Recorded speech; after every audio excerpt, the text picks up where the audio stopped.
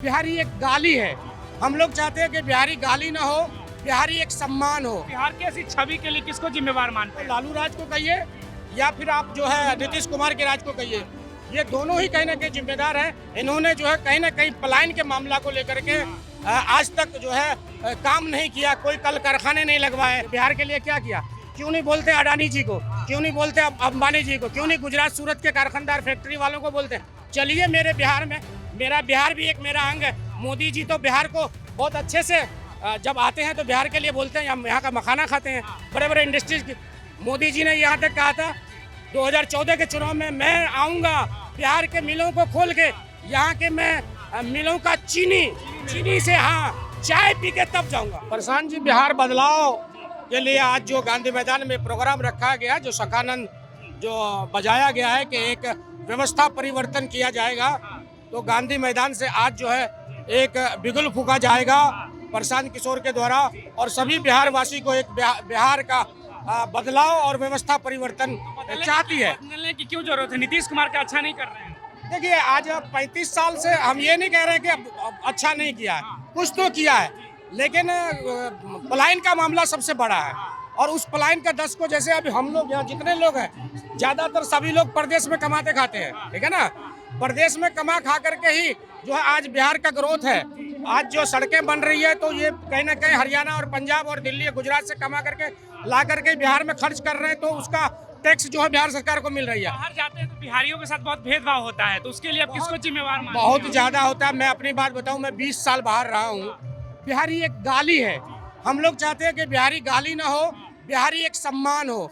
बिहार के पास, बिहारियों के पास जो ऊर्जा है, बिहारियों के पास जो एक क्षमता है काम करने का, मेहनत कश है, बिहारी के पास प्रतिभा बहुत है, लेकिन उस प्रतिभा का उपयोग जो बिहार सरकार को करना चाहिए था वो नहीं कर रही है। तो बिहार की ऐसी छवि के लिए किसको जिम्मेवार मानते हैं? बिल्कुल जरूरी है कि जो पिछले सरकारें गई है, चाहे आपको लालू राज को कहिए या फिर आप जो है नीतीश कुमार के राज को कहिए, ये दोनों ही कहीं ना कहीं जिम्मेदार हैं। इन्होंने जो है कहीं ना कहीं पलायन के मामला को लेकर के आज तक जो है काम नहीं किया, कोई कल कारखाने नहीं लगवाए, जिसके कारण अगर उद्योग लगता, आपको हम बता देते हैं, अगर उद्योग लगता, जैसे मैं सिलाई का काम करता था, कोई कढ़ाई का काम करता था, कोई एक्सपोर्ट इम्पोर्ट का काम में काम करता था, तो अगर इस तरह के जो बिजनेसमैन है, अगर वो पटना उनको बुलाया जाए, अच्छे कम टैक्स बिहार उसको प्रोवाइड कराए। जैसे मैं जहाँ था हरियाणा और पंजाब में, वहाँ के स्टेट गवर्नमेंट ने टैक्स को कम करके कई बिजनेसमैन को वहाँ बुलाया कि आप यहाँ कारखाना लगाइए, फैक्ट्री डालिए, आपको जो है बिल्कुल कम ब्याज लगेगा, कम टैक्स लगेगा। बिहार सरकार ऐसा क्यों नहीं करती, क्या लगता है आपको? बिहार सरकार देखिए, बस इनको क्या है, इनको पैसे दूसरे राज्यों से आ रहा है या गल्फ कंट्री से आ रहा है। हमारे यहाँ के बहुत सारे नौजवान गल्फ में भी रहते हैं, अदर बहुत सारे देश में रहते हैं, विदेशों में रहते हैं, वहाँ से कमा के भेज रहा है। इनका चलना है, पेट्रोल से, डीजल से इनको टैक्स आ रहा है, सड़कों से टैक्स आ रहा है, जमीन की रजिस्ट्री से आ रहा है, बस ये टैक्स के नाम पे चल रहा है, वही बजट है इनका। जनता को फायदा नहीं हो रहा ना उससे, कुछ सरकार को तो हो रहा है, जनता को नहीं हो रहा। कुछ नहीं हो रहा है, बिल्कुल जीरो है। हम ये चाहेंगे, आह्वान करते हैं सभी बिहारवासी से कि एक बार तो बिहार के लिए जरूर सोचे, बिहार के आने वाले फ्यूचर के लिए सोचे। बिहारी एक गाली नहीं, बिहारी एक सम्मान हो हमारे इस बिहार के अंदर। जी, अब तो अपने बेटे को लॉन्च कर रहे हैं, कह रहे हमारे बाद हमारा बेटा चलाएगा बिहार को। देखिए, यही तो है परंपरागत जो राजनीति है, जो दलगत राजनीति है, हर कोई अपना बेटा को, ये राजनीति एक विरासत बना के बैठा हुआ है। और प्रशांत किशोर जी का कहना हुआ कि वो अंतिम व्यक्ति को, जिनके अंदर वो काबिलियत है, वो क्षमता है, हम उसको उठा के लाएंगे, भले उसके पास संसाधन नहीं हो। जनसुराज जो है संसाधन देने का काम करेगी और हम उसको चुनाव लड़वाएंगे और उसको लेके आएंगे। आपको कुछ बताना चाहेंगे? क्या नाम है? मोहम्मद नकीर हुसैन। आपको फायदा हुआ नीतीश कुमार से? कोई फायदा नहीं हुआ उससे। अभी तक लोग परेशान हैं, प्रदेश जा ही रहे हैं। जिस पलायन से वो इलेक्शन लड़ते हैं कि हम यहाँ पर अपने बिहार में रोजगार देंगे, लेकिन उसमें अब तक वो असफल रहे। इसलिए और बिहार वासियों के लिए तीसरा कोई मुद्दा नहीं था, कोई पार्टी नहीं मिल रहा था, इसलिए एक माननीय प्रशांत किशोर जी तीसरा मुद्दा पार्टी बनकर के आए हैं और हम लोग उसका दिल खोल के साथ इस बार बिहार में आपको क्या मुद्दा लग रहा है? बिल्कुल सत्ता परिवर्तन है। नीतीश कुमार का साफ पत्ता साफ है, वो अब बिल्कुल प्रशांत किशोर का आना तय है। लेकिन नीतीश कुमार तो कहते हैं हम सेकुलर नेता है, मुस्लिम समाज के लिए बहुत सोचते हैं। वो कहने का है। अभी आपका सामने अभी देखिए वो बिल में उसने क्या किया, मुसलमानों के साथ क्या किया। ये वक्फ बिल सबके लिए था, लेकिन उसने उसका समर्थन किया है। देश हित में समर्थन किया हमने, लल्लन सिंह कह रहे हैं उनके सांसद। नहीं, वो कहने में और करने में बहुत अंतर है। देश हित में कोई एक बता दे वो हमको। आज भी बिहारी बाहर मारे जा रहे हैं, लोग उसको गीदड़ की तरह पीट रहे हैं, लेकिन उसको बचाना है। मैं इसमें जोड़ के बता देना चाहता हूँ, वक्फ बिल की बात आई, आप कह रहे हैं ललन सिंह जी ने पूरा बयान दिया, हमने सुना उनका पार्लियामेंट में भाषण। ललन सिंह जी अब जेडीयू है में नहीं है, वो भाजपा में चले गए हैं। वो पूरी जेडीयू जो भाजपा हो गई है, भाजपा हो, बिल्कुल जेडीयू भाजपा हो गई, वो है ही नहीं। और क्योंकि तो अपनी विचारधारा है, कुछ नहीं है, कोई विचारधारा नहीं है।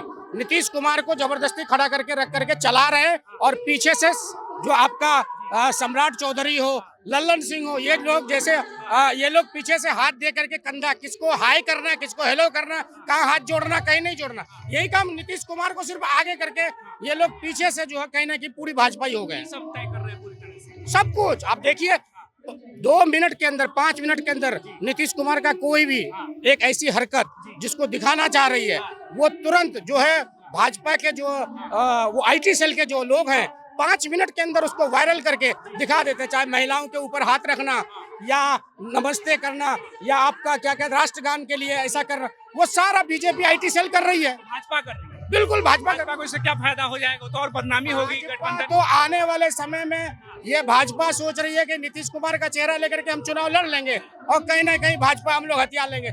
और जो आपका लल्लन सिंह है, ये टोटल भाजपा में रस गए। नीतीश कुमार बहुत ज्यादा मजबूर हैं, या मजबूर हो गए, या उनका कोई क्षमता नहीं है।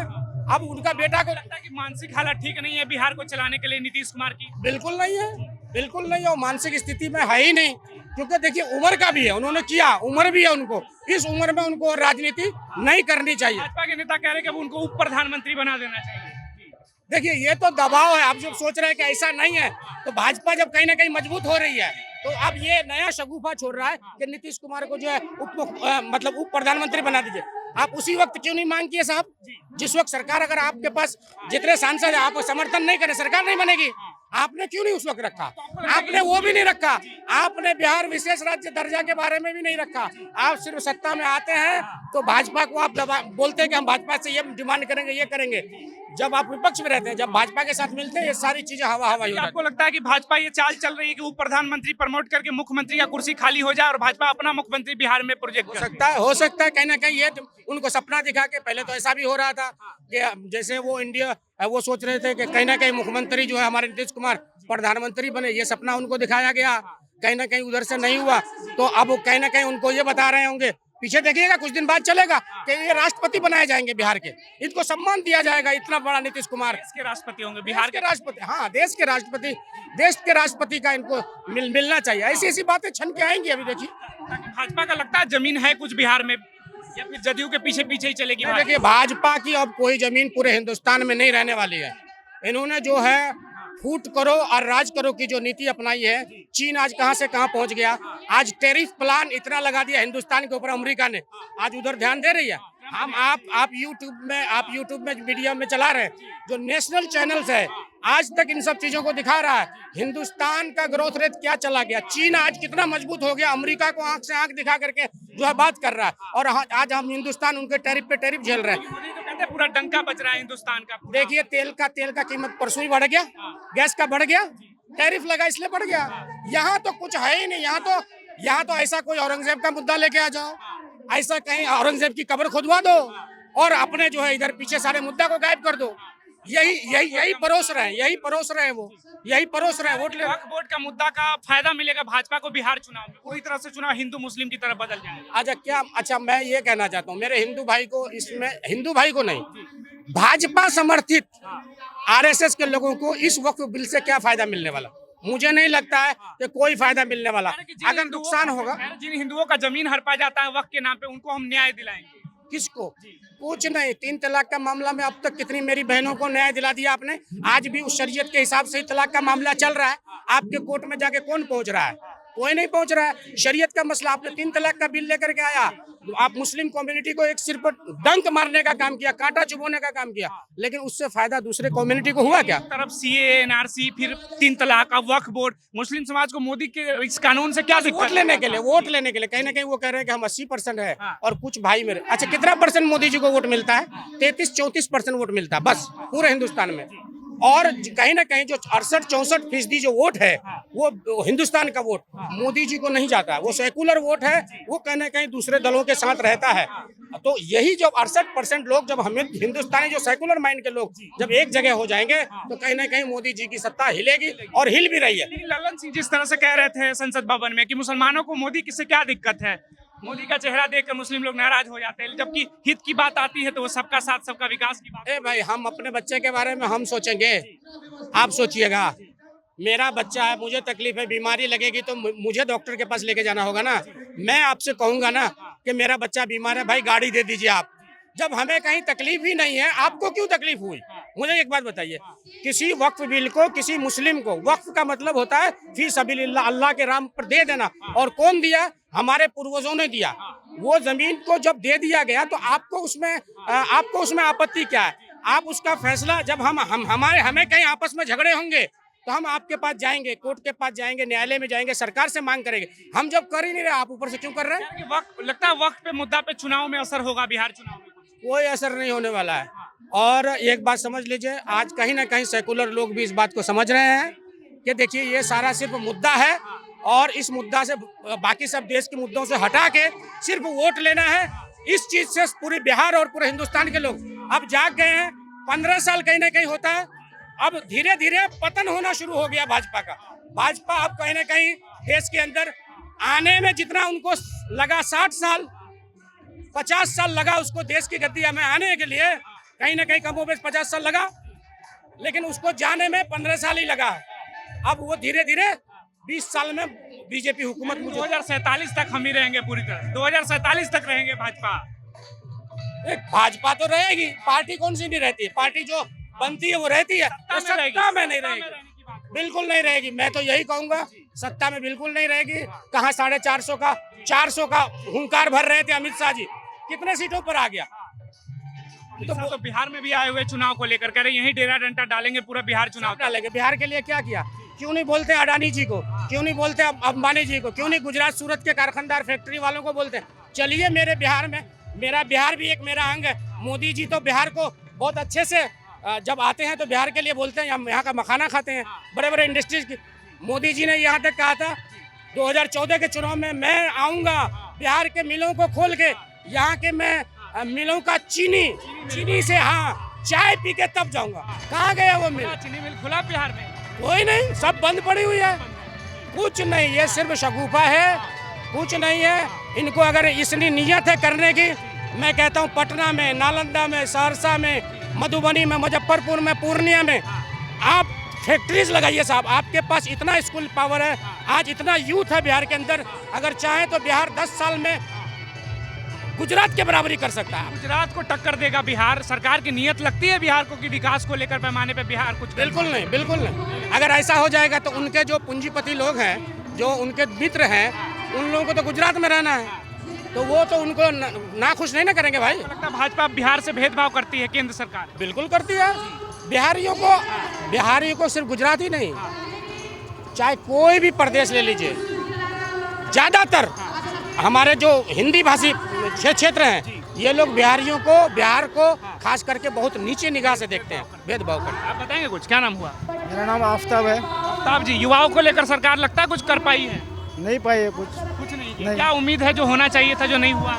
बिहार बदलाव होना चाहिए। बदलाव होना चाहिए। तो कौन बदल के कौन है? नीतीश कुमार युवाओं के लिए कुछ नहीं करेगा? नहीं, कुछ नहीं करना है। नहीं करना। नहीं, तो बदलना चाहिए। प्रशांत किशोर जी करेंगे। प्रशांत किशोर करेंगे। जी। आपको लगता है नीतीश कुमार जो कहते हैं कि सेकुलर नेता है, मुसलमानों के लिए बहुत कुछ कर दिए हैं, तो लगता है आपको कुछ हुआ? नहीं, ऐसा कुछ नहीं, वो कुछ नहीं कर पाया। अब तक हर काम में फ्लॉप हैं वो, फ्रॉड है सब। एकदम बिल्कुल फ्लॉप हो चुके हैं वो अब तक जितना बहलाना था, फुसलाना था, लोगों को, गरीब आदमी को फुसला लिया, अब नहीं चलने वाली है। वक्त के मुद्दे पे जदयू ने जिस तरह से समर्थन दिया है सरकार को, लगता है इसका असर जदयू को पड़ेगा चुनाव में? बहुत बुरा असर पड़ेगा भाई। अभी से असर शुरू हो गया है उसका। तो आप देखिए जदयू के बड़े बड़े नेता जो मुस्लिम लीडर हैं, उसको अभी तक इस्तीफा देना शुरू कर दिए। अभी आने वाले समय में देखिए कि उसके कितने नेता और इस्तीफा देते हैं। बहुत महंगा पड़ जाएगा ये वो बिल का मुद्दा उसको। कि मुस्लिम समाज के जो नेता है ना वो मुस्लिमों को बरगला रहे हैं, ऐसा कुछ है नहीं हकीकत में जिस तरह से लोग उनको बरगला रहे हैं पूरी तरह से? नहीं, ऐसा कोई बात नहीं है। हम लोग भी जानते हैं, हम लोग भी राजनीति में आज 15-20 साल से जुड़े हुए हैं, लेकिन हमारे पास क्या था कि कोई दूसरा मुद्दा नहीं था। अब हमारे पास प्रशांत किशोर जैसा नेता आ गया, हम लोग के पास मुद्दा खुला हुआ है। प्रशांत वक्त को समर्थन कर रहे हैं। हाँ, वो समर्थन नहीं कर रहे, उसका खुल के विरोध कर रहे हैं। हाँ,